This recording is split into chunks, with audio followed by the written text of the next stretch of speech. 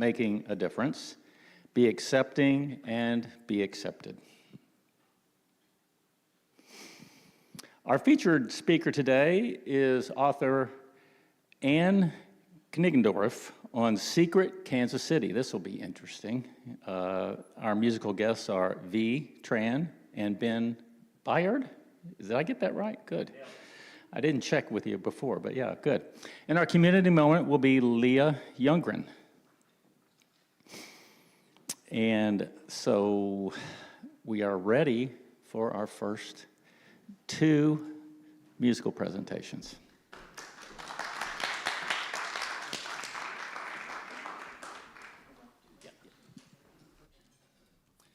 Good morning, friends. So happy to be here and so excited for the conversations that we'll be having today.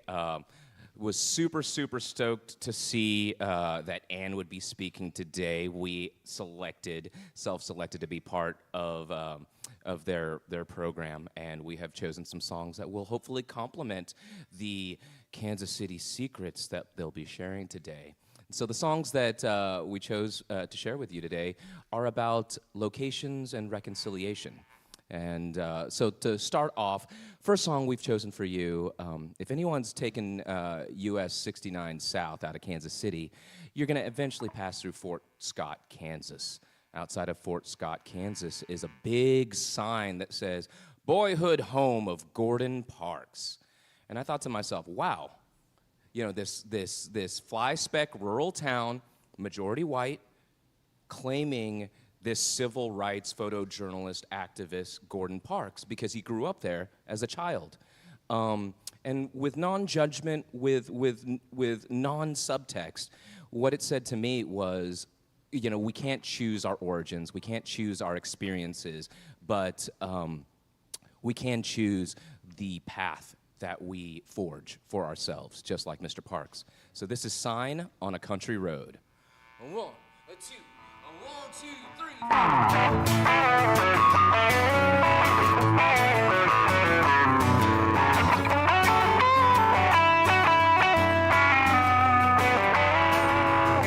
Saw a sign on a country road.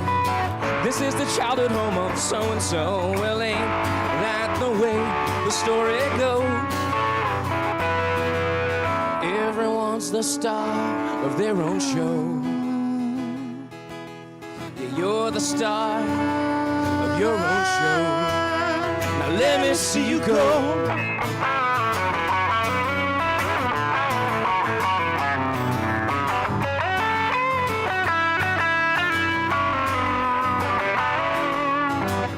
Sometimes you start with nothing. You're left alone with broken homes, duffel bags, scribbled notes.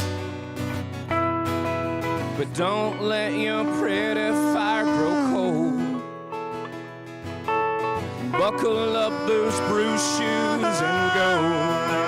I'm glad to see you go.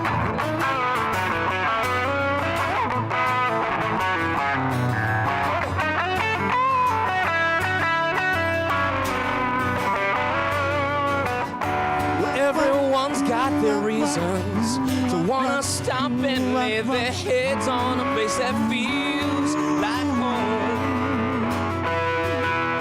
I don't want you there, alone in bed in this cold town, waiting on some mythic ship to sail you out.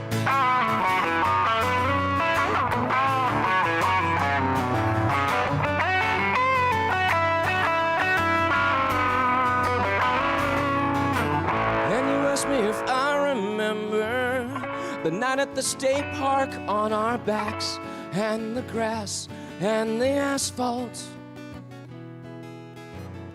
'cause that's when you decided to keep on breathing, to keep on fighting, to keep on playing these roles. You said your goodbyes, cast your eyes down low. Chase those street lights, darling, you should know. I'm glad to see you go.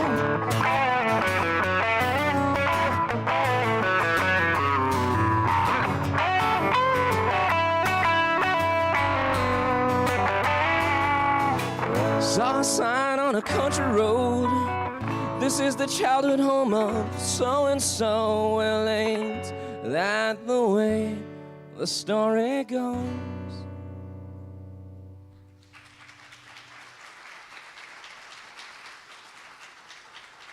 Thank you very much. Our next song is another song about a location and reconciliation. This is called 34th and Baltimore.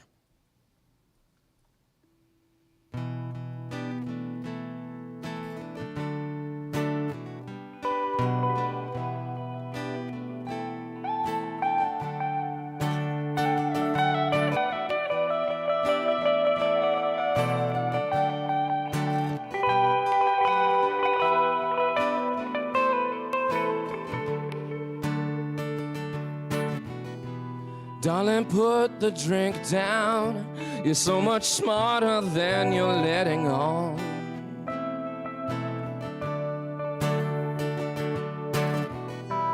Darling, put that old dog down. You're much too clever for that child of a man who can't understand. No more whiskey kissing. There's no reason to be hanging on. You fought for this for far too long, with so little to show, and everyone knows. One room, 3rd floor, 34th in Baltimore. We'll take our leave of older dreams, and we will speak of them no more. Close the door to Baltimore.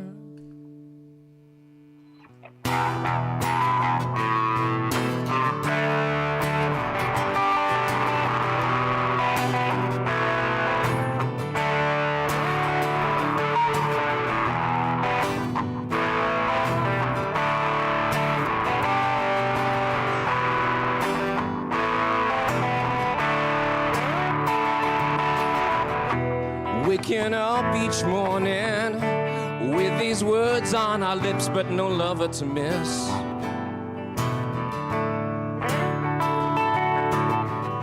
Remember us as children and everything we did or didn't do. I'm sorry he's done that to you. A better life, a smiling wife. There's no reason to be hanging on. You fought for this for far too long, with so little to show, and everyone knows. One room, 3rd floor, 34th in Baltimore. Take our leave of older dreams, and we will speak of them no more. Close the door to Baltimore.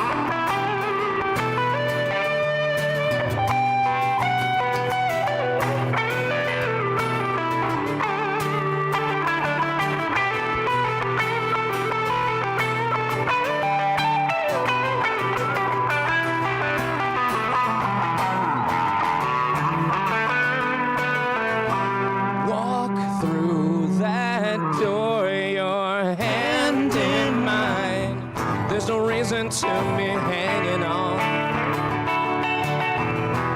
We fought for this for far too long, with so little to show, and everyone knows. And if my heart stops beating, it'll be your heart feeding into mine, and you'll keep me alive. One room, 3rd floor, 34th forth in Baltimore. We'll take our leave of older dreams, and we will speak of them no more. Close the door to Baltimore. Close the door to Baltimore. Close the door to Baltimore.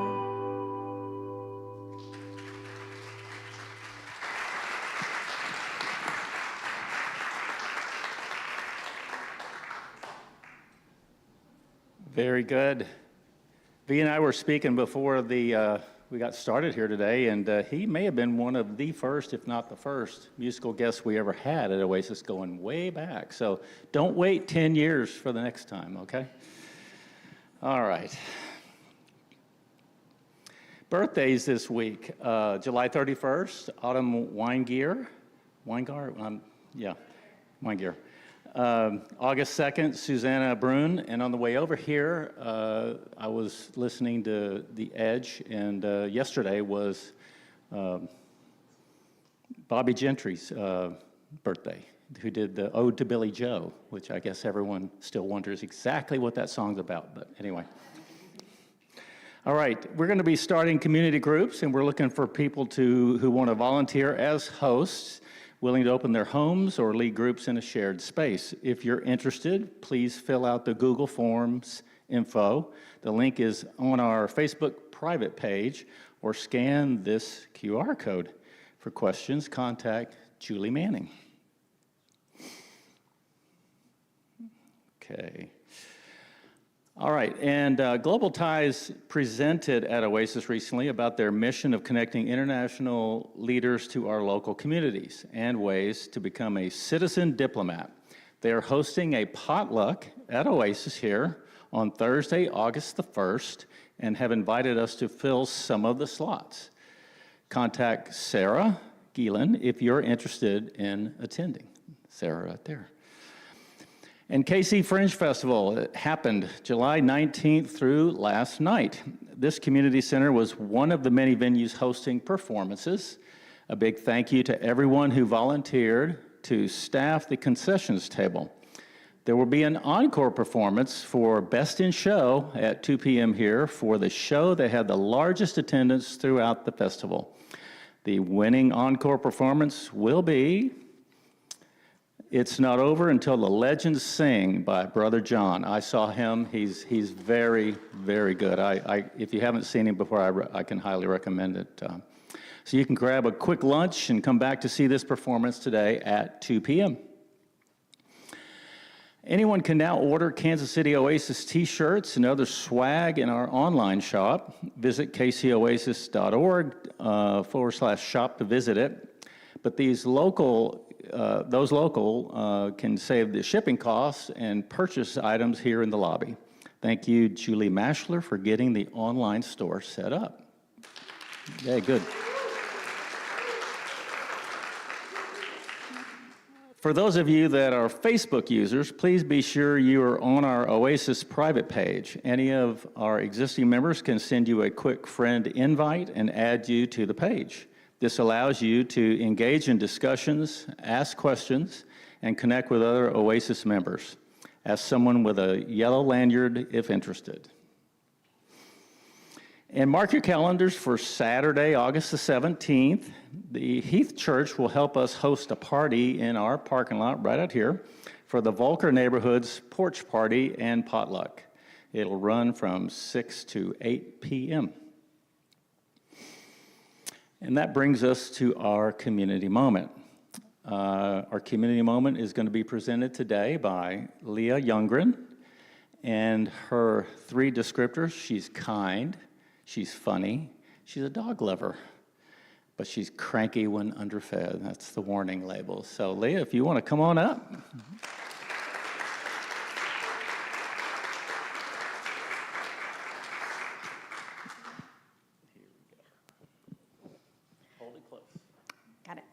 Hi, everybody, and thank you in advance for the donuts, which will prevent the crankiness from taking hold today. So, First, I just wanted to thank everyone for letting me into your space and your community to share a little bit about the work that I have been doing. I am a researcher at UMKC, and if I were to add a third adjective, I would probably say I'm inquisitive, which is really just a fancy way of saying I'm nosy, right? So that's kind of what led me into the research realm. And with my supervisor, Dr. Karen Chang, is really who got this project started, which is what I'm here to talk about today. And as queer folks in Kansas City, we looked around and said, nobody has taken the time in the Kansas City metro area to ask, what does the LGBTQ plus community need today?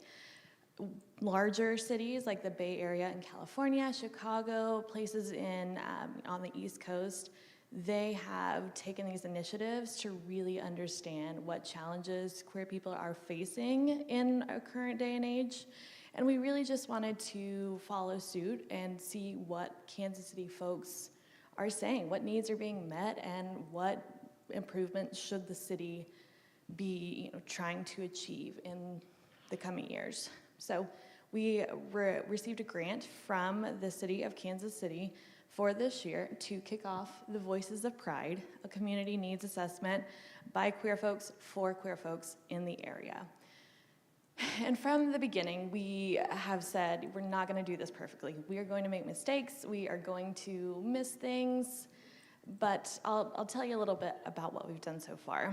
So we formed an advisory group with other LGBTQ members and advocates from the city who had networks, who had experience with this kind of thing. And we created a survey that we thought addressed at the basic needs that a person in Kansas City has. This includes things like housing security, jobs, food access, medical services, and also just well-being like mental health and safety. So we formed a survey which you can actually access through the QR code on the slide. So you are welcome to take pictures of this, scan it. I also, I don't have my email on there, but I am happy to leave my email with anyone who is interested or would like more information about this. But our project is really taking 2 different phases. So right now we're in phase 1, which is survey collection, survey data collection. So the survey is open until the end of August, and we are really trying to do our due diligence to make sure that people from all walks of life know about it, have access to it, and can complete it if they are interested in doing so.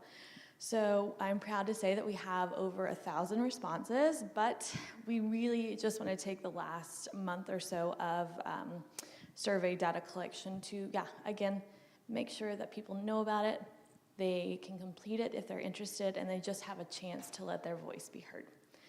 Once the survey closes, we will do some back-end data analysis to kind of dive into what people are saying, what do they need, and what needs are not being met currently in Kansas City.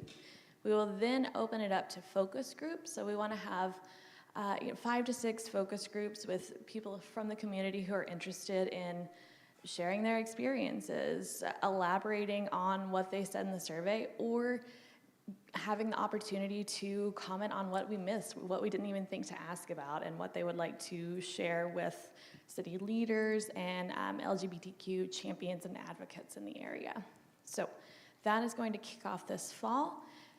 And another main pillar of this study was that we wanted the results to be accessible for community members. We did not want to be researchers who come in, collect your data, and then you never hear from us again. We wanted this to cultivate and create a tool that the queer community has and can access to, further their legislative needs, submit grant requests, or ask for additional funding, just to help these unmet needs that were highlighted actually become met needs. So we are knee-deep in data right now, which is a great problem to have, but we really just want to continue getting the word out there. Feel free to share with folks that you know in your life might be interested, and of course, I am happy to answer questions or provide any more information as needed. Does anyone have any questions or maybe something? Oh, well, perfect. Yep, that sounds great. So at coffee break. And I will, again, leave my email address for anybody who just wants some flyers to hand out or anything like that. But again, thank you so much for having me in your space. Thank you for taking the time. So, all right, that brings us to our coffee break. Be sure to introduce yourself around if you see a new face. And we're going to take about 20 minutes. See you back.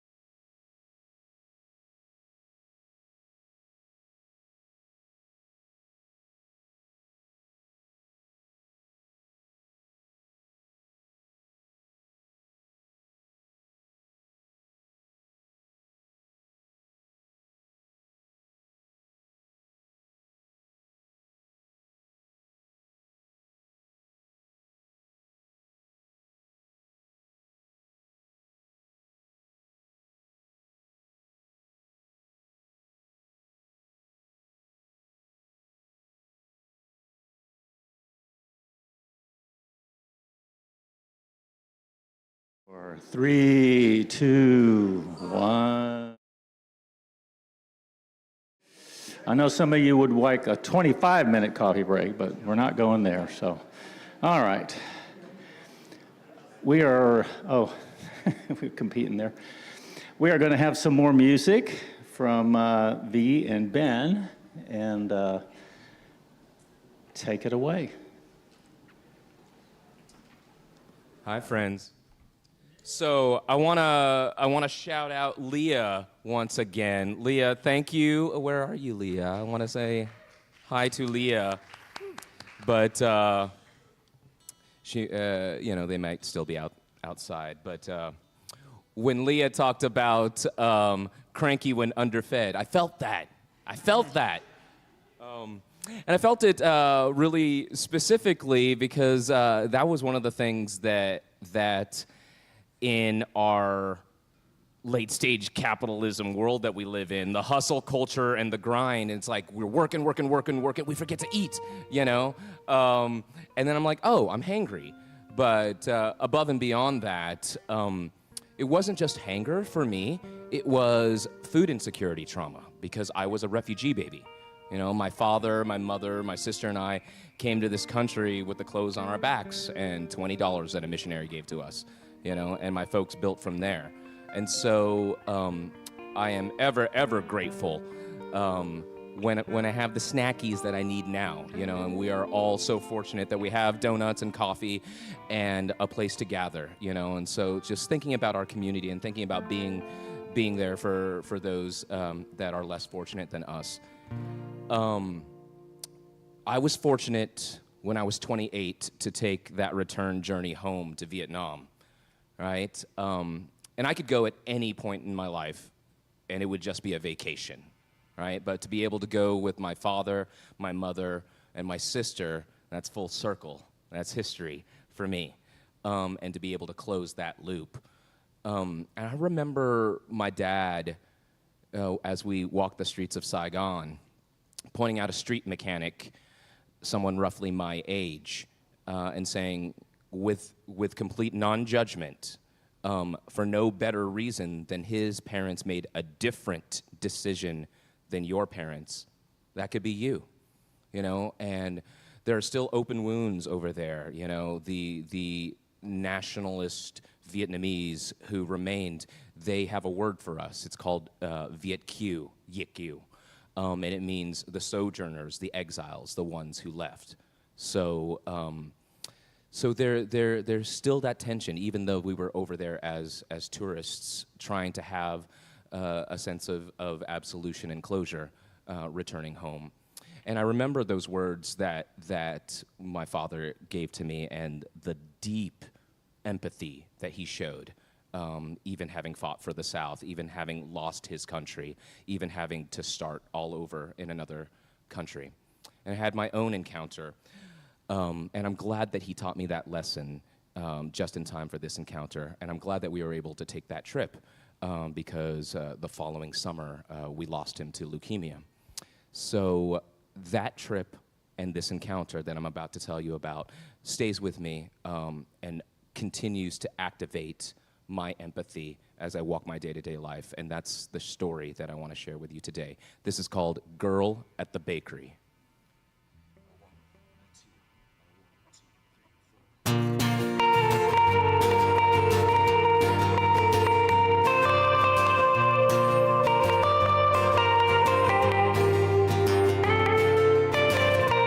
Last month, my parents told me, pack your things and get ready.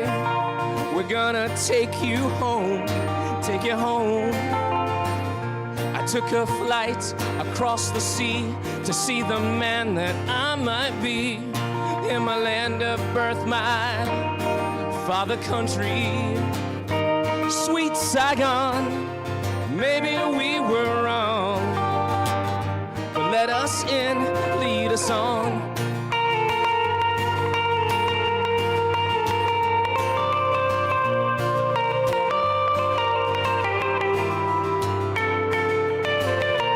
Plane touched down and I was calm. Each tree could have been California palm. but everyone around looked just like me, looked just like me. A pretty girl at the bakery, she laughed and said that I spoke funny as she handed me my sweets, oh my sweets. I smiled back, but my tongue was heavy, thick and slow, coconut and honey. And already I wanna go home, wanna go home. Sweet Saigon, maybe I was wrong, but let me in, lead me on.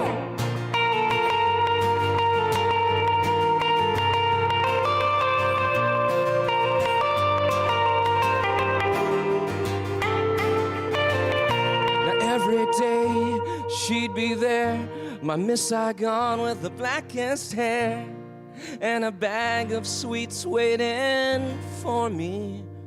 And she'd ask me, brother, please, what's it like across the sea? And is there a chance you could take me with you? Take me with you. I'm not naive that this is love, but there's no telling what we can make of it. All I need is a chance, is a chance. There's nothing for to keep me here anymore. Take me in, make me yours. Take me in, make me yours. Take me in, make me yours.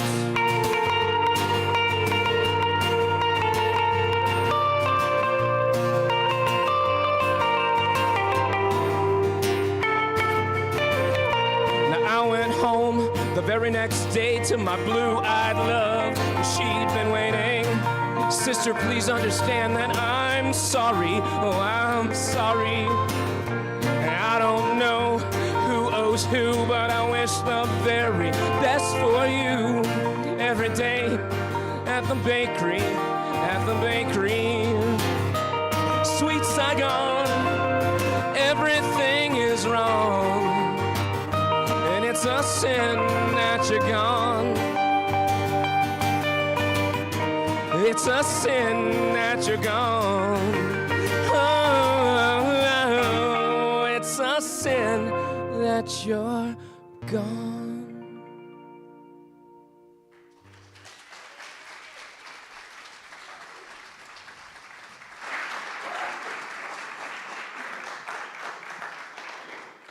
Very good, very good. Thank you for that. And there'll be one more at the end of our program. All right, that brings us to our featured speaker. Our program is designed to generate conversation and engage our powers of reason, not as a forum to start debates. The following presentation has been prepared by our speaker and not by KC Oasis. Please respect the views of our speaker, and if you have any questions, a Q&A portion will follow. All right, that brings me to Ann Kniggendorf. She works in the Public Affairs Department of the Kansas City Public Library in that beautiful library downtown, and as an editor and writer. She's the author of Secret Kansas City and co-author of Kansas City Scavenger. Please welcome Ann. Thank you.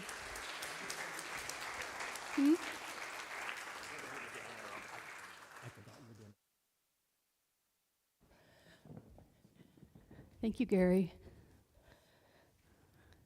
Hello. Thank you for being here. Okay, so when I talk about my book, I try to do it different ways for different audiences. But something that I've been thinking about lately when starting to figure out the presentation for a group, is that a lot of times people will, like the literal among us, the overly literal people, will see Secret Kansas City and they'll say, do you really have secrets about this city? I think, well, no, I don't think they're really actually secret. But that got me to thinking about what's secret and what things are just hard to identify, what things are hidden, and what things are we just not paying attention to. So we have things that are fun, like the gut microbiome, which I think is really interesting. And that's hidden, right? It's not a secret, but we don't really know much about it. We're not paying attention to it, just like we don't necessarily pay attention to the things all around us all the time, the things that I have in the book that somebody might, that I have to qualify as secret because that's what it falls under. But, the gut microbiome isn't a secret, but without what's there, our whole bodies would fall apart. There's something, I think University of Michigan says that it's like a 10-to-1 ratio of bacteria cells to human cells, which is pretty interesting. But again, this is like a hidden thing and a thing we're not paying attention to. It's not a secret. And then there are things that we want to hide from ourselves. They're not secrets because they're from ourselves. I don't know, can you keep a secret from yourself?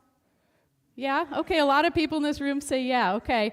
Okay, so I wanted to be a writer my whole life, and so that's something that I guess I kept secret from myself, that I felt like it was this thing I could do, but didn't necessarily allow myself to do. So I put off doing that. I didn't go for that as a career for a really long time. I was in my late 30s before I let myself have that. And before that, I did things like join the Navy, because that's what you do when you're not doing the thing you really want to do.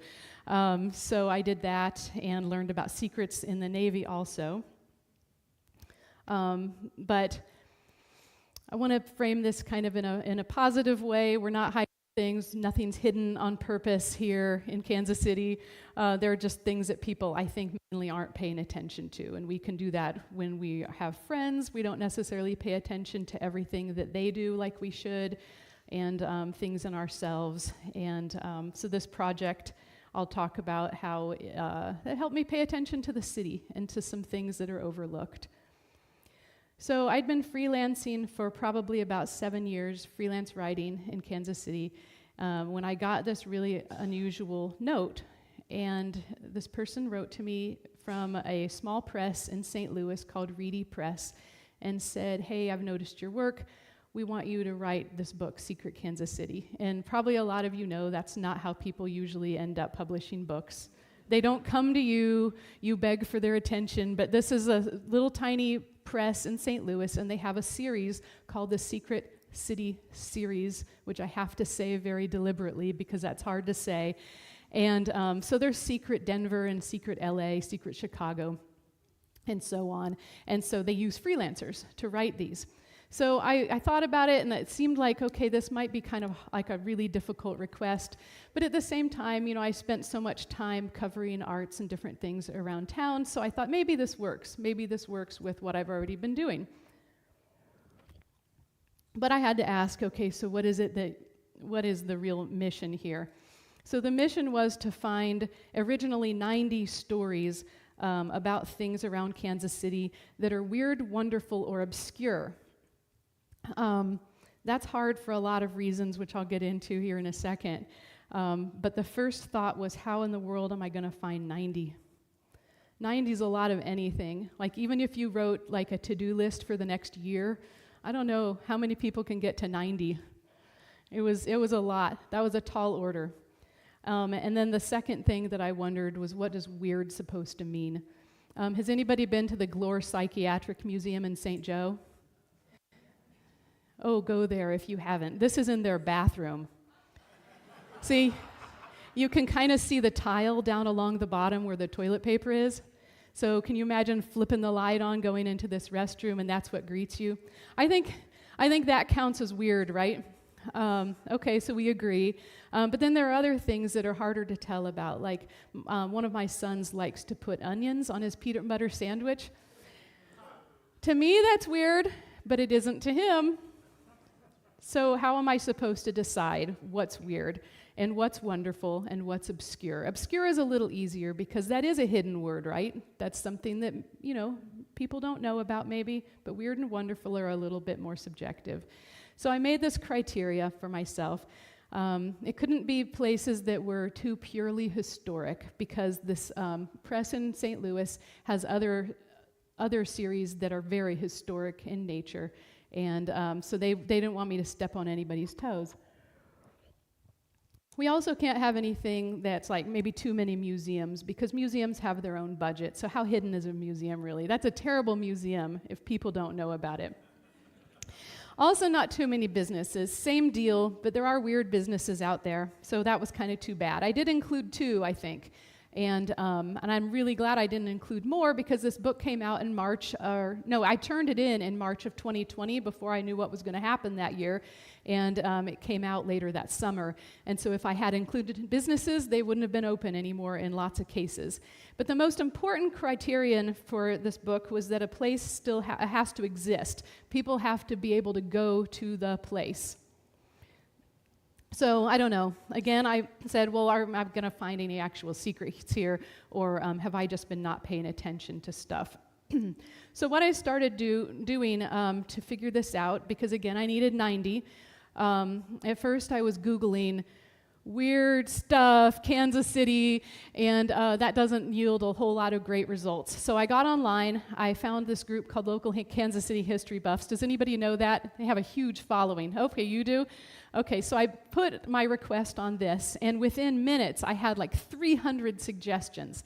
So everybody wanted to tell me, okay, I know something weird, which isn't what happened, strangely, when I would talk to, say, the cashier at Price Chopper. And that's what I was doing for a while, like weeks. I was going up to strangers in stores, getting my oil changed, saying to the people as I'm checking out, do you know any really strange places? And they didn't want to engage with me at all.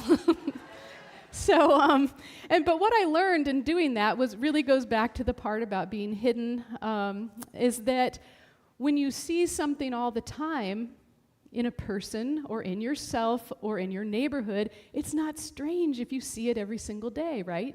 And you don't dig into it, you don't look for more information. And so, of course, the cashier at Price Chopper didn't have anything right there on the top of her mind she could tell me.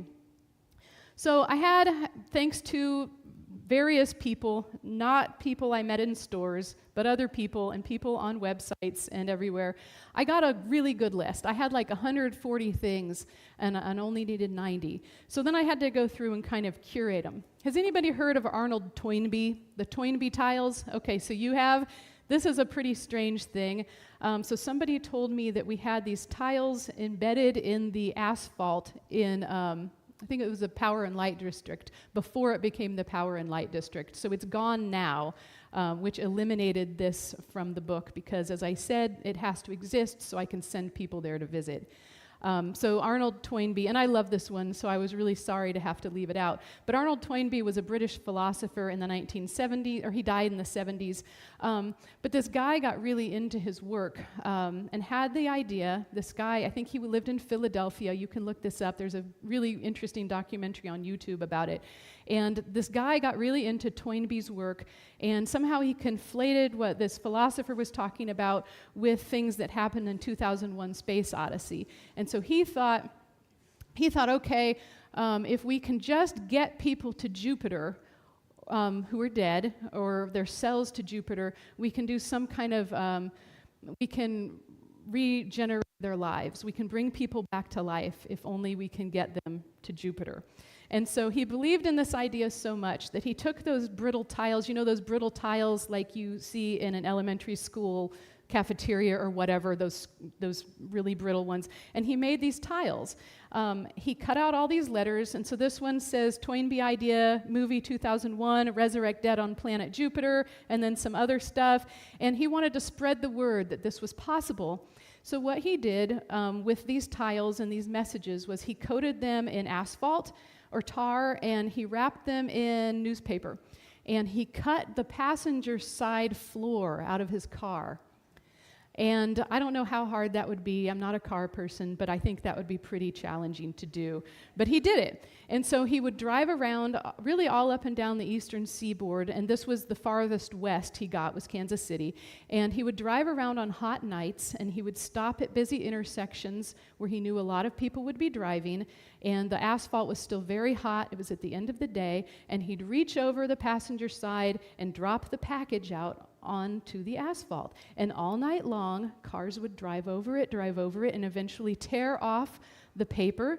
And by morning or sometime the next day, this tile would be embedded in the asphalt, like it had always been there.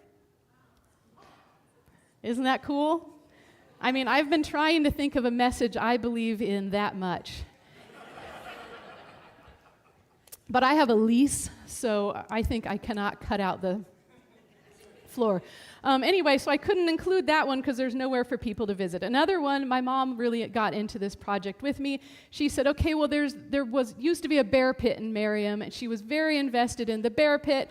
I said, Mom, there's no pit anymore. There aren't bears in a pit in Merriam that I can send people to. Oh, yeah, but that was a really cool thing that happened in the 1900s. People would pay 5 cents, come in from Kansas City for the day, and look at these bears in the hole. So Mom and I went around and around about this, and she said, well, but if you go to the Merriam Visitor Center, there's this statue. I said, no, if there aren't bears in a pit, I'm not putting it in the book. Another thing people were really interested in having me include was tunnels. So probably everybody here has some story about some tunnel they've heard about at Lake Lotawana or somewhere downtown. Do you all have a tunnel story? Now don't tell me about them after this, because that's what people do. And I don't want to hear about the tunnels anymore. I work at the Kansas City Public Library that used to be the old banking district, and there were tunnels. There were tunnels from my library because in 1906 it opened as the First National Bank, and that was the bank district, so they printed their own money there. And so, of course, that was kind of the Wild West days, and they had to take the money under the street to go to other banks. So there are tunnels, but you know what? Nobody can visit them, so I'm not putting them in the book. Kind of the same thing with ghosts. Everybody here also probably has a ghost story, and people got really, really into trying to convince me to include their ghosts. Like I worked at the Savoy when I was a teenager, and every night, whatever, this thing would happen. But I said, there's nowhere to send people. But then I realized, wait a second, yes, I found 2 places I can send people for ghosts. One of them is the Warnell House. Yes, I see people nodding. You know about the Warnell ghost. Okay, so the Warnell House, this is a Civil War era story. Eliza was John Warnell's second wife. Eliza, does anybody know about Eliza Johnson Warnell? Johnson, did you hear Johnson? As of Johnson, yep, Johnson County. So her father was the Johnson of Johnson County. He was also the guy who made the Indian Mission. And so he is responsible for the mailing district and school district called Shawnee Mission. He was that guy. So anyway, Eliza moved into her husband's estate. They also had slaves, so the Warnell's not great, but the era, blah, blah, blah. So Eliza had 7 kids with John Warnell eventually, and only 2 of them lived. One of them, she died while she was having the baby. So what the docents and people have told me at the Warnell House is that they had this chandelier very high up, and this is one of those places that has the rails. When you walk up the stairs, the railing comes to, I'm pretty short, but it comes like mid-thigh on me, and so it's nerve-wracking to stand near it. And so there used to be a switch on this chandelier, on this light fixture. Before they put it on the wall, there was one that the person would have to lean out and turn off every night. Would you do that? I wouldn't do it. So the pregnant people who worked there, and I don't know how many there could have possibly been, I don't know why a bunch of people who work there would just be getting pregnant like this. But what they told me is that when they would lean out, they would feel a steadying hand on their back. And so they thought, okay, that's Eliza Warnell. She's helping me not fall over the rail. And then after I put that in Secret Kansas City, a woman wrote to me who had grown up next to the Warnell House, and she said, yeah, we knew about this ghost, but we always thought it was a nurse. I don't know, I guess because it was a Civil War hospital for a little while, but this woman wrote to me and she said, This is a direct quotation from this email. "We always knew as children never to look out a window on Halloween night and look over at the house, because if you did, the Warnell House ghost might steal your soul. We always thought she was a nurse from the Civil War era." Okay, so that was one. And you know what? I skipped a ghost. This ghost is at the inn at 425. Can you see her shadow? Do you see the shadow on the stairs? Yeah? Okay, well, that is a photo. That's photographic evidence of a ghost. But what's cool about her is that she is Emmeline Twiss. She is the first female bank president in Kansas City. And she still lives in her Queen Anne over off of Independence Avenue in the historic Northeast. Anyway, you can also go visit her, so she's in the book. All right. So another place that I found that I decided I did want to include was the town of East Lynn. Does anybody know about East Lynn, population 300? Okay. Well, what's really fun about this is that this town was founded in 1871, and in 1861, a novel called East Lynn was published in England.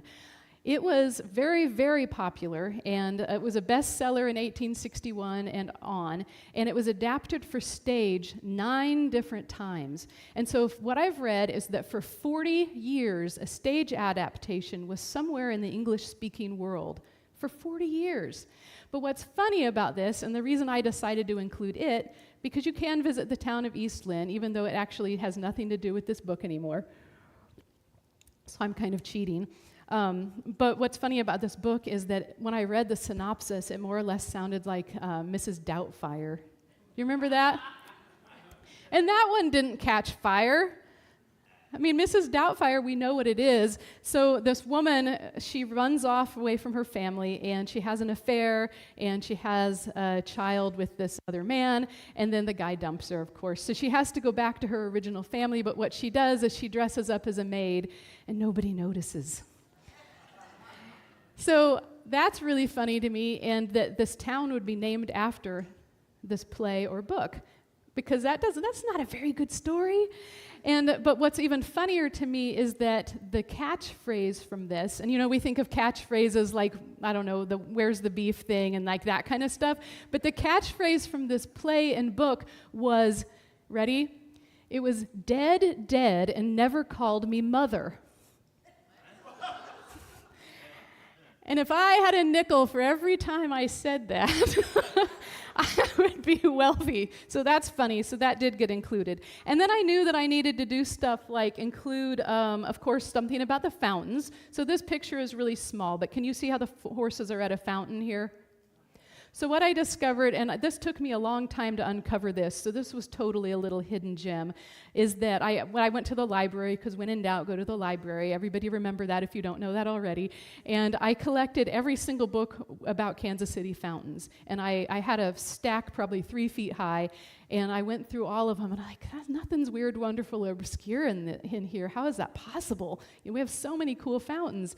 And so what I finally found, though, was like a line and a half, that was it, is that Kansas City originally had fountains that were for horses. Because in the 1870s and before, we had something like 70,000 working horses walking around Kansas City, which is really fun to imagine. And they were getting a disease at some point called glanders, and I don't know anything about horses, but apparently that's what a horse gets if he drinks still water and it's hot, and other horses have a disease and they're spreading it all over town. So the American Humane Alliance at the time created horse fountains, and it was running water. And I wish you could see this picture up close, but it has, there are little tiny holes, like little cubby hole things under the main basin, and those were for cats and dogs to drink the moving water also. So it's really fun to look at. And you can go see one of these at the Wyandotte County Museum. That's the last one, and as far as I know, it's still functioning, and it's right outside the museum. So that's what I found that was cool about that I included. And then, of course, Truman. We need something about Truman, don't we? But what's weird about Truman? His ghost? Nope, it's not a ghost. Good guess, though. What's weird about Truman that I found was that he had this really cool mantelpiece. It's just, this kind of old thing. Teddy Roosevelt had this made, and Truman fell in love with it, and it was in the state dining room. And so some of you probably know your history much, much better than I do. I'm not a historian, I'm a writer, so I only know what people tell me. And Harry loved this, but when he remodeled the White House, because when he took office, the White House was falling to pieces. Like, I think literally I've read that like chunks of things were falling from the ceiling. And so he had to completely redo it. So what he did was he's like, this is really cool.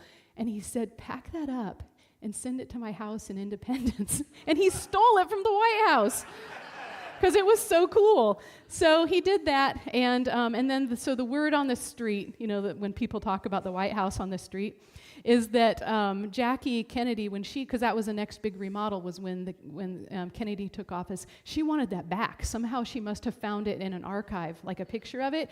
And so, I don't know if this is true, but I guess they got, real snitty with each other, like Harry saying, no, I'm going to keep it. It's staying in Missouri. And so what I heard was that she had a reproduction made. So I don't know if that's really in the White House. I've never been inside the White House. But this one I think remains in the museum, I think. Another fun thing I found that I also had no idea about was, do you know about David Rice Atchison? He was president for one day. No? Okay, so in Plattsburgh, Missouri, there's this statue to President Atchison. So on March 4th, 1849, he was the senator who was elected pro tem anytime he presided over the Senate anytime the vice president was busy. So Zachary Taylor's inauguration came up, and he was supposed to be inaugurated on March 5th, 1849. Well, that day fell on a Sunday, but every inauguration for any office apparently was March 4th for a really long time. Maybe March 4th was a Sunday. That might be the right thing. But so he couldn't be inaugurated that day.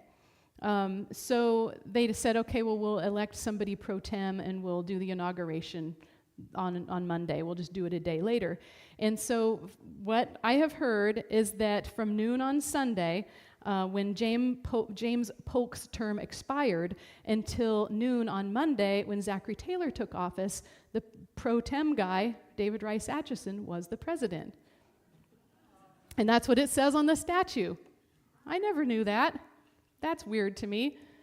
So finally, I had 90 stories that I felt really good about.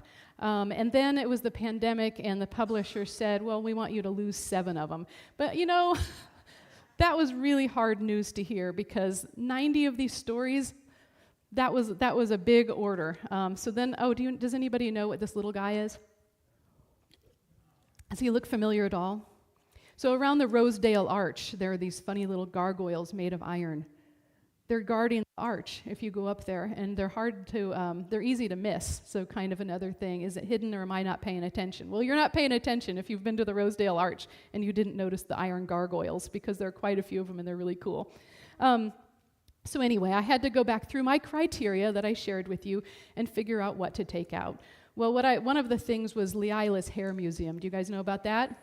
So that's super, super cool. She has 3,000 pieces of hair art. Leah Cahoon started collecting them in 1953. And I don't know if that's still open. It might be gone. It might have been one of those places that closed during the pandemic. But it's there? Okay, very good. Then please go see it. It is closed? Okay, well, I'm sorry to hear that, because it was really cool. And it was also, in my initial Googling, it was one of the first things that came up when I wrote weird Kansas City. It was one of the first things. And it is very weird for somebody to have collected 3,000 pieces of hair art. The oldest one dates to the 1680s. So the idea was that people would take pieces of hair from their bridal party or whatever, and then they gave them to this special shop, and that's, a skill that has gone out of fashion, which is too bad, because I'm sure it was very hard to learn the art of sculpting with other people's hair.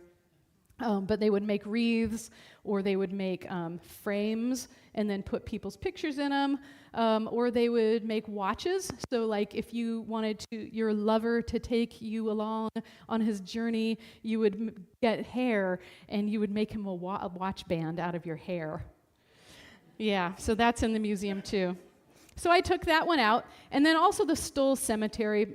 People are, a lot of people are super bored hearing about Stoll, but what I liked about it, well, first of all, I took it out ultimately because it's private property and these people are being driven crazy by visitors to it. So in like the 80s, I think, some high school kids wrote an article about how this cemetery is the most haunted place in like the United States or something. And for some reason that went viral. I don't really know. I mean, this person, high school kid, must have been a great writer with a great imagination.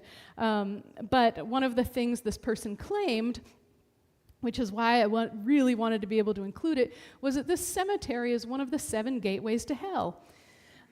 I think that's really fun, but it begs the question, the 7 gateways to hell in the state of Kansas? Do we have that many? Right? Or is it like in the world? And I couldn't answer that question. So for various reasons, we tossed that one. I tossed that one. And then also this debate. So, nationally, there are 955 streets named for Martin Luther King Jr.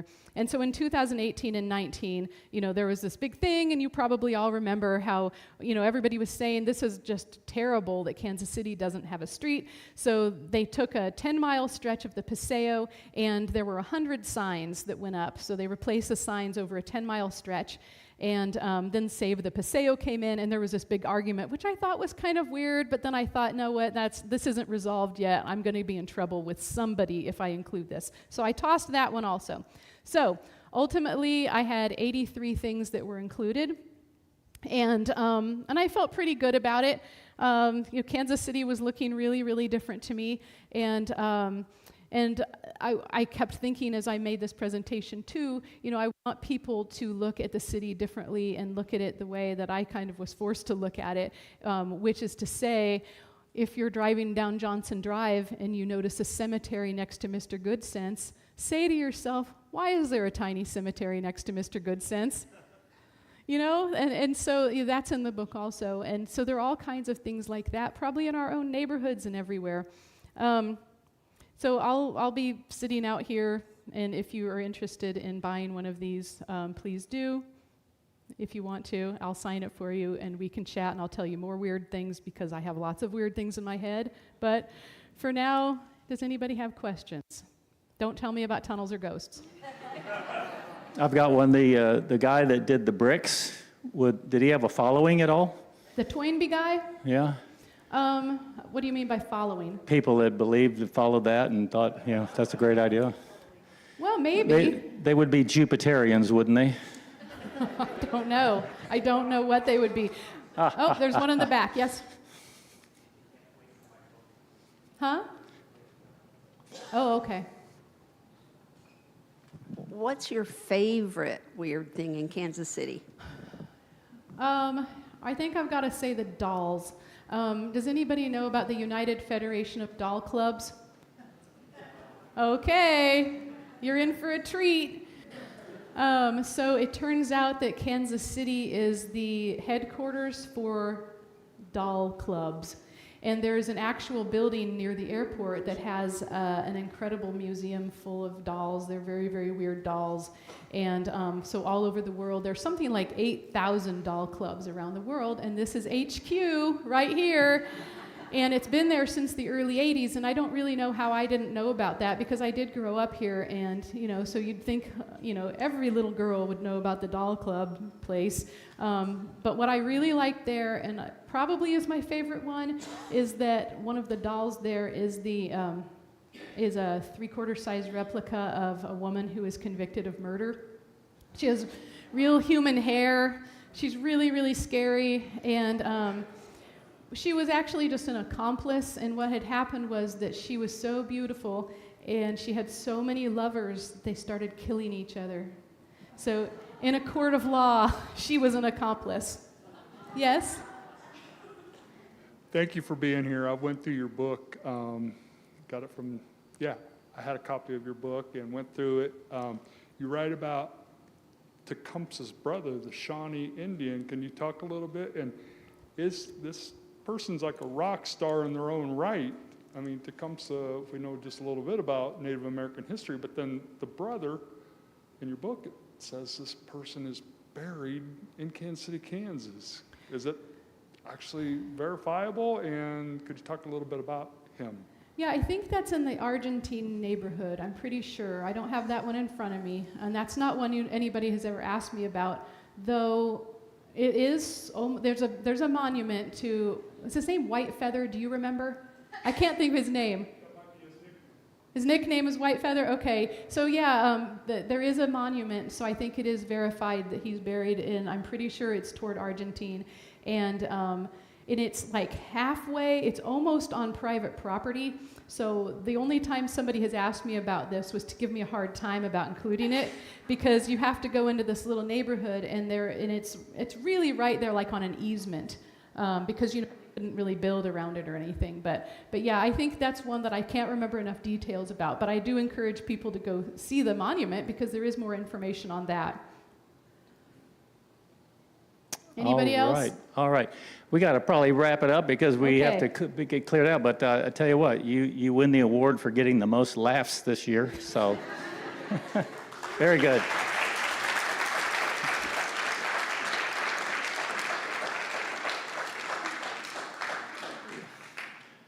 All right, while our musicians come up for one last song, we wanted to remind everyone that Kansas City Oasis is a 501c3 nonprofit run solely on donations and volunteers. If you liked the speaker and music today, please consider donating through kcoasis.org/donate or by Venmo. Recurring monthly donations are most helpful so we can make our plans into the future. So. All right, one more song from V and Ben. Let's give it up one more time for Anne for piquing our curiosity. What I love about the program today is, this is a curious community, right? That's why y'all are here. That's why we're here. We have those curious minds, and so I want to just send us all out with that spirit of curiosity, the stories that are hidden in all of us. What Anne spoke about, what some of our songs have spoken about. We don't know how much longer we have on this planet before we return to stardust, but each one of us has stories to share, and each person we encounter has a story. And the one way I view eternity and immortality is storytelling. That's how we persist. We are keepers and stewards of each other's stories. I had the great gift of being the steward of my father's stories and my family's stories. And so their journey lives on. The girl at the bakery, Benjamin, V, Anne, each one of us here, I think the healthiest way to wrap our heads around our common humanity, wrap our heads around grief, is being able to say one another's names. And in that way, we keep each other alive. We keep each other's stories alive. This song is called The Code.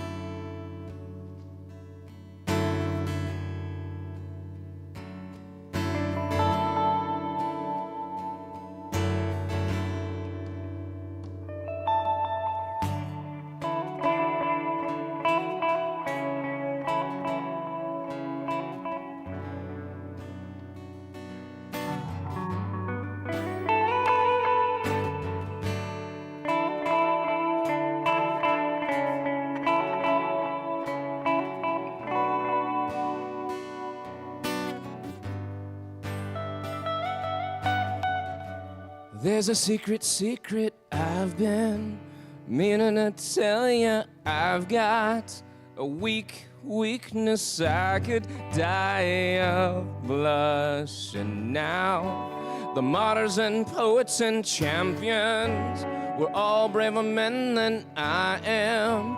Their mission were their lives, they let them burn like fire. They knew it's easier to fall upon a sword. Let their deeds speak their words, and in that way they are heard. Sometimes it's easier to shoulder the whole world then I muster up the courage to be a boy who likes a girl.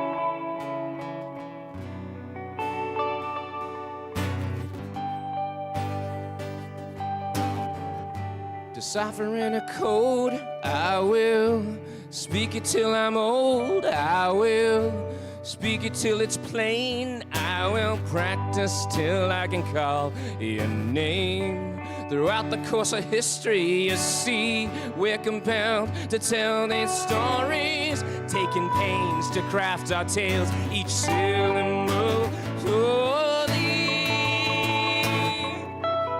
Sometimes it's easier to fall upon a sword. Let our deeds speak our words, and in that way we are heard. Sometimes it's easier to shoulder the whole world than to muster up the courage to admit that you're in love. Sometimes it's easier to fall upon a sword. Let our deeds speak our words, and in that way we are heard. Sometimes it's easier to shoulder the whole world than to muster up the courage to admit that you're in love. To admit that you're in love. To admit that you're in love.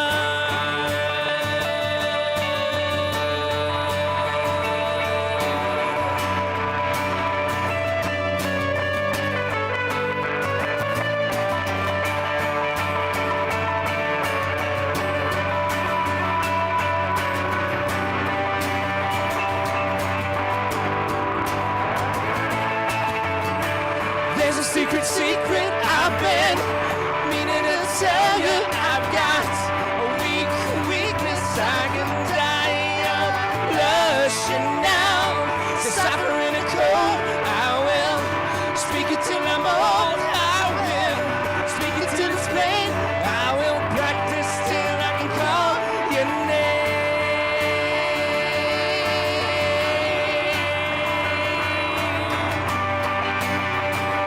I will practice till I can call your name.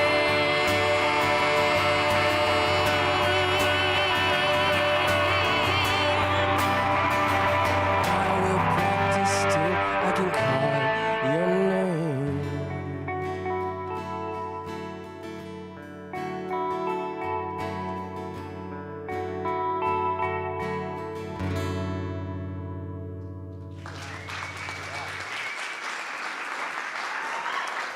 Wow. Very good, very good. All right. Let's see, after Oasis Lunch Location, Strang Chef Collective on the Plaza. It's a chef-driven food hall with multiple restaurant options. Continue the conversation with other Oasians. You can talk about Jupiterians if you want to. There's free parking nearby, but the attached Cascade Hotel parking garage does have a cost. So, all right.